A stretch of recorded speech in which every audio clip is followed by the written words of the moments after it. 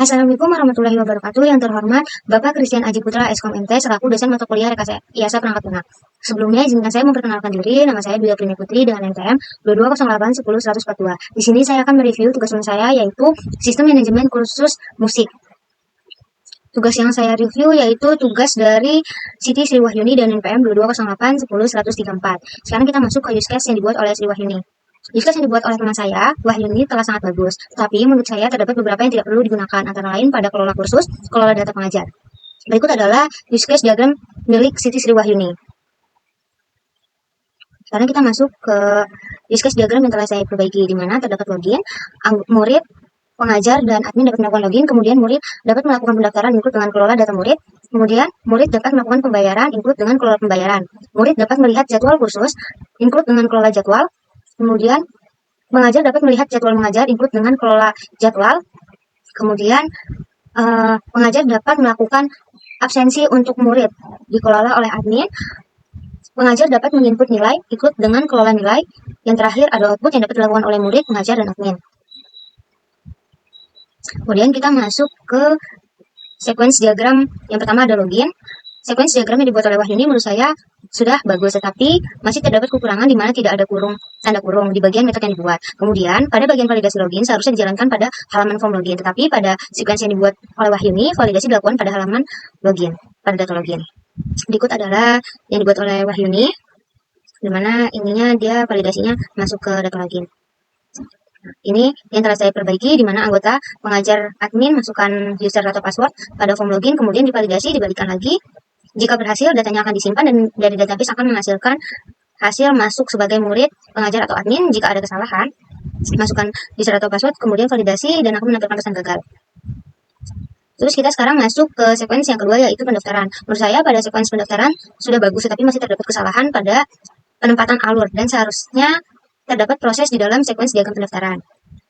Nah, di sini kan yang dibikin oleh Siti Sri Wahyuni itu ada halaman utama, form pendaftaran, dan basis data aja. Menurut aku di sini tuh harusnya ada proses.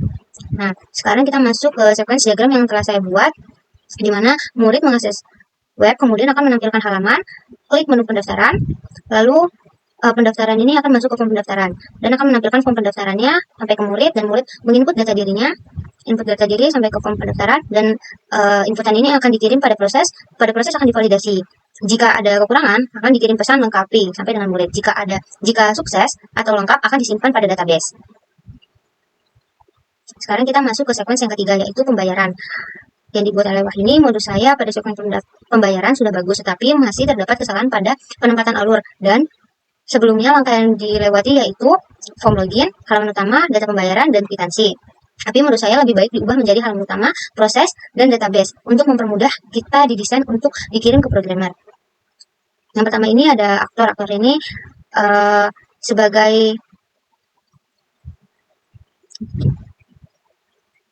murid, di mana murid kan ini melakukan login. Nah, di sini tuh dia tuh langsung menghasilkan. Sekarang kita masuk ke yang telah saya perbaiki, di mana murid klik menu pembayaran, pada halaman utama akan menampilkan halaman, dan inputan nama tadi akan dikirim pada proses sampai dengan database, dan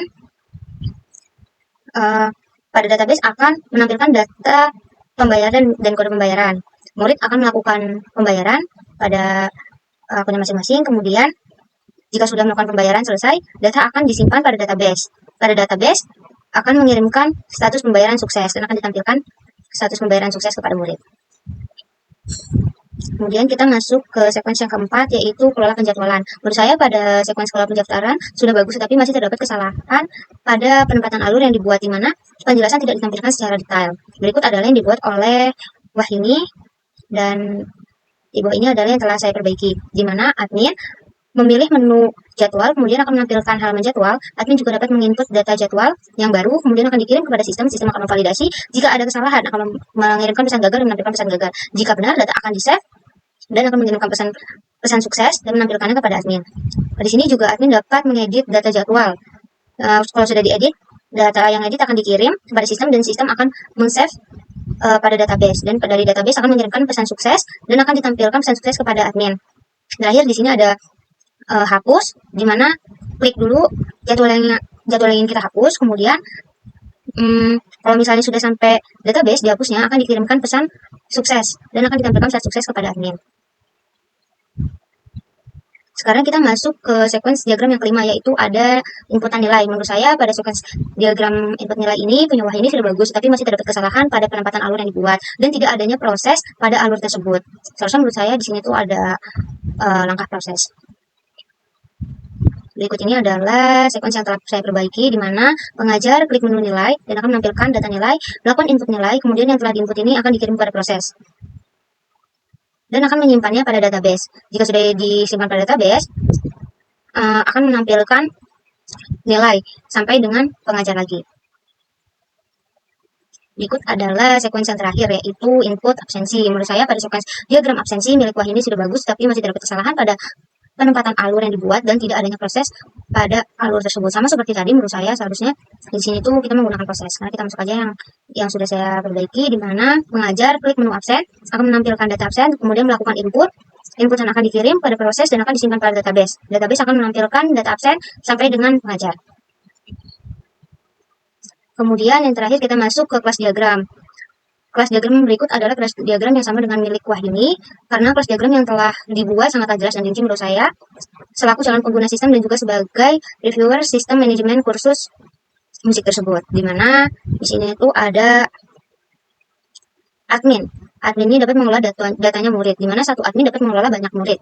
Kemudian di sini ada pembayaran sama murid. Satu pembayaran dapat dilakukan oleh banyak murid. Kemudian di sini ada jadwal dengan admin, di mana maaf salah, ini maksudnya satu murid banyak pembayaran. Kemudian yang ini satu admin dapat mengelola banyak jadwal. Lalu satu admin dapat mengelola banyak absensi. Satu admin dapat mengelola banyak nilai.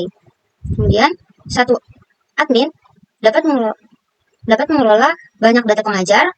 Admin dapat mengelola banyak kursus. Kemudian satu pengajar dapat menginput banyak absen, dan satu pengajar dapat menginput banyak nilai. Keterangannya dari hasil analisis yang telah dilakukan terhadap use case diagram, sequence diagram, dan kelas diagram pada sistem manajemen kursus musik yang telah dibuat oleh teman saya Siti Sri Wahyuni sudah sangat bagus. Hanya saja terdapat beberapa yang perlu dilengkapi lagi, terutama pada bagian sequence diagram. Hal ini dilakukan agar calon pengguna sistem atau developer mudah memahami sistem yang telah dibuat. Mungkin sekian saja yang dapat saya sampaikan. Kurang lebih mohon maaf. Wassalamualaikum warahmatullahi wabarakatuh.